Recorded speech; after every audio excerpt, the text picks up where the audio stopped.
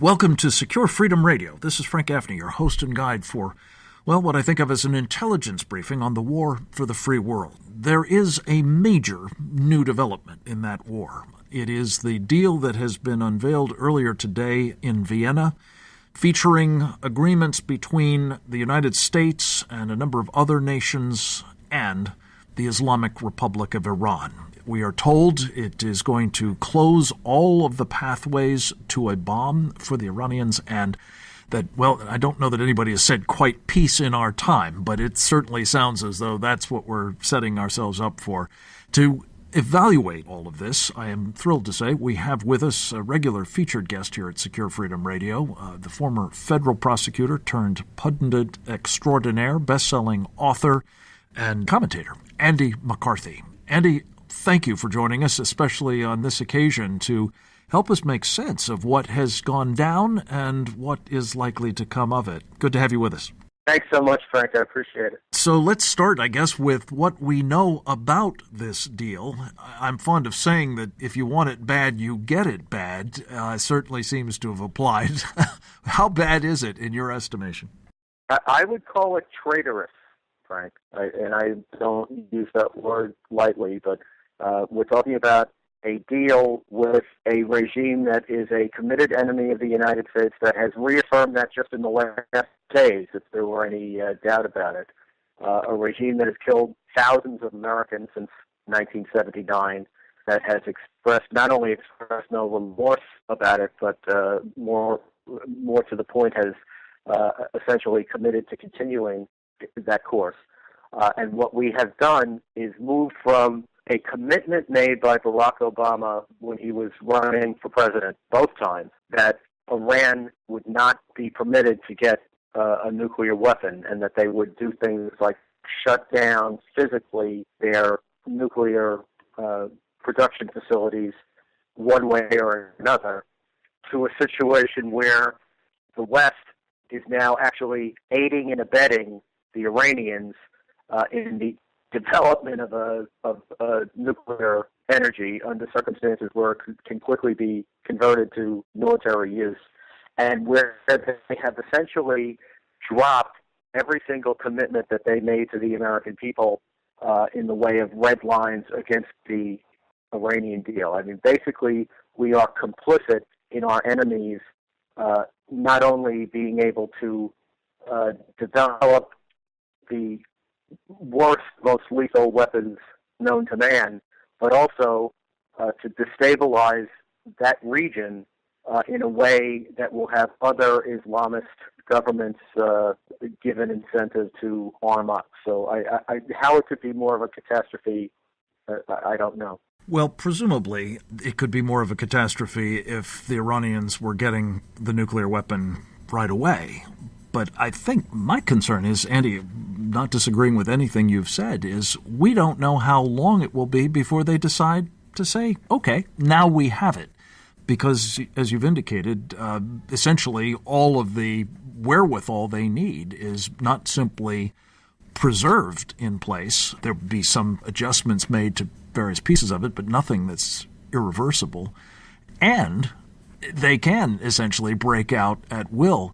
This is the kind of thing that I think does warrant the kind of very strong language you've used here. And the question, I guess, is, and I know you've been evaluating this for some time, given that these red lines have all been breached, given that the Iranians are clearly salivating at the prospect that they now have international legitimation and, in a way, protection, does this foreclose, Andy, or at least greatly complicate the job of, say, the government of Israel in contending with this threat in a more direct fashion, which I suspect they're concluding is now needed? I think it does, Frank, because I don't see how the path is clear to Israel to now try to stop Iranian weapons development the only way, as a practical matter, it can be stopped, which is by, or at least set back, which is by an attack. Under circumstances where the West is now working with Iran, for example, one of the one of the major terms of this agreement that was actually flaunted at the press conference as a major triumph, which is actually a major disaster, is that the Iranian nuclear program is now going to be placed under what's called international sponsorship for research and development. That means, it's a long-winded way of saying, it's going to be taking place under the auspices of one of the great powers. That, to my knowledge, which great power has not been identified yet. But what that essentially does is puts Israel, and it's not the only condition in the deal that has this character, but it puts Israel in the position of, if they were to attack, they're not only attacking Iran, they're attacking one of the Western powers, which I think would probably be unacceptable. Well, that may be taking it too far, but it's certainly something that majorly complicates Israel's capacity to take physical action. And if they're not going to take military action, I don't see that there's any other way to address this. The only other way to address it would be, as people like our friend Michael Ledeen have been saying for years, that we have to give greater support, much greater support, to the dissidents in Iran. But frankly, if we're in bed with the regime, which is essentially what Obama has done here, I don't see how that does anything but demoralize Iranian dissenters and any democracy or at least anti-regime movement that may have been viable in Iran. Yeah, it certainly undercuts them. There's no question about that.